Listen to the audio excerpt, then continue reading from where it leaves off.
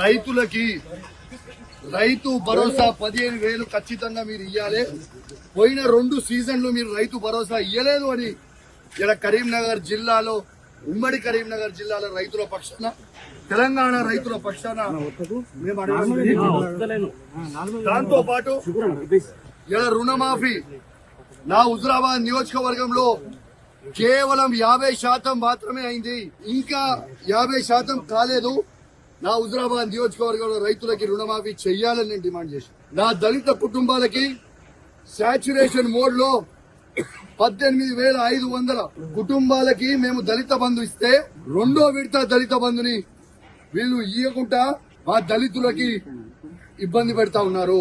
ఇలా ఖచ్చితంగా దళిత బంధు విడుదల చేయమని చెప్తే ఇవ్వడుగుతే ముగ్గురు మంత్రులు ఎమ్మెల్యేలు అందరూ కూడా మందబలం ఉంది కదా, అధికార బలం ఉంది కదా అని వచ్చి బెదిరించే ప్రయత్నం చేస్తా ఉన్నారు.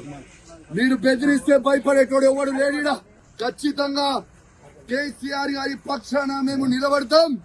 కేసీఆర్ గారు ఏ విధంగా అయితే రైతులకి 1,00,000 కోట్లు ఇచ్చిండో మేము రైతుల పక్షాన నిలబడతామని మాట ఇచ్చాం. అదే విధంగా మేము మాట ఇచ్చినట్టు నిలబడతా ఉన్నాం. ఎందుకు ఈ దౌర్జన్యం అని అడుగుతా ఉన్నాను.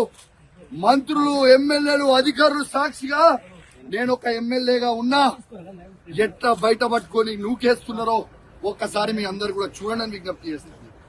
ఒక దొంగ అయినా జగిత్యాల ఎమ్మెల్యే డాక్టర్ సంజయ్ ఎట్లయితే అమ్ముడు పోయిండో సిగ్గులేనోడు అమ్ముడు పోయినోడు ఎట్లా అమ్ముడు పోయినోడు అని మేము అడిగితే మైకించుకొని నువ్వు ఏ పార్టీ అంటే కాంగ్రెస్ పార్టీ అంటూ. మరి నిజంగా నువ్వు అంత బొగోలువే అయితే డాక్టర్ సంజయ్ జగిత్యాల ఎమ్మెల్యే నువ్వు రాజీనామా చేయి. అదే కాంగ్రెస్ బీఫామ్ మీద గెలిచి చూపి చాతగాని దద్దమ్మలాగా కేసీఆర్ గారు పెట్టిన భిక్ష నువ్వు ఎమ్మెల్యేగా ఉండి దీంతో కేసీఆర్ గారిని నువ్వు విమర్శిస్తా ఉంటే, మీరు నోటికి వచ్చినట్టు మాట్లాడుతూ ఉంటే మేము చూసుకుంటా ఊకోవాలని అని మేము అడుగుతా ఉన్నాం. ఖచ్చితంగా నిలదీస్తాం, అడుగడుగున అడ్డుకుంటాం. ఖచ్చితంగా ఇచ్చిపెట్టే ప్రసక్తే లేదు. వాళ్ళు ఖచ్చితంగా ఇవాళ రైతులకి 15,000 రూపాయలు రైతు భరోసా ఇవ్వాల్సిందే. ఇందిరమ్మ ఇల్లు ప్రతి ఒక్కరికి ఇవ్వాల్సిందే. ఇలా వాళ్ళు ఇచ్చిన 6 గ్యారెంటీలు ఇవ్వాల్సిందే. వాళ్ళు భయపెట్టించి దౌర్జన్యాలు చేస్తే భయపడే ప్రసక్తే లేదు.